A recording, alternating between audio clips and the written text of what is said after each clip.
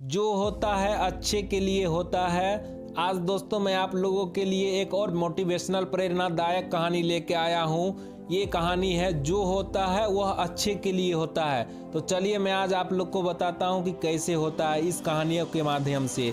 एक बार की बात है, एक राजा तलवारबाजी कर रहा था तो अचानक उसके उंगली कट लग गया उंगली में। तो पास खड़े मंत्री अचानक बोल उठे, राजा साहब चिंता न करे, जो होता है अच्छे के लिए होता है।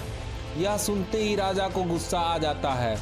राजा उस मंत्री को कारागृह में बंद करने का आदेश दे देता है और बोलता है इसको फांसी पर चढ़ा दिया जाए।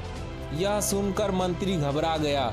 उसने राजा से निवेदन किया, महाराज मैंने आपके यहाँ इतने वर्षों तक काम किया है, क्या आप मेरी अंतिम इच्छा नहीं पूरी करेंगे?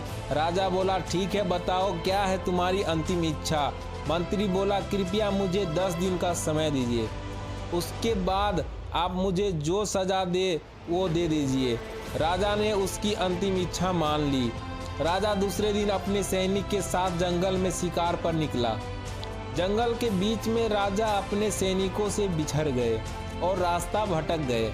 रास्ता ढूंढते हुए राजा वनवासियों के बीच पहुंच गए जो बलि देने के लिए किसी को ढूंढ रहे थे।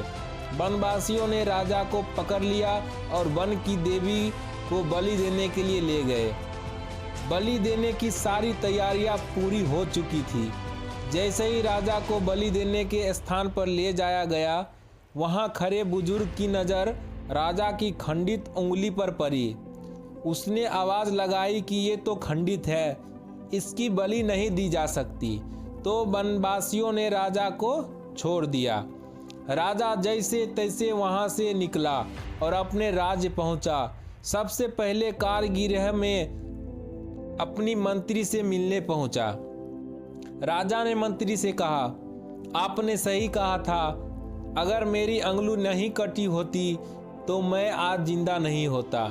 यानी जो होता है वो अच्छे के लिए होता है। राजा ने फिर पूछा, मेरा तो फायदा हुआ, लेकिन आपका कैसा फायदा हुआ? मैंने तो आपको सजा दी।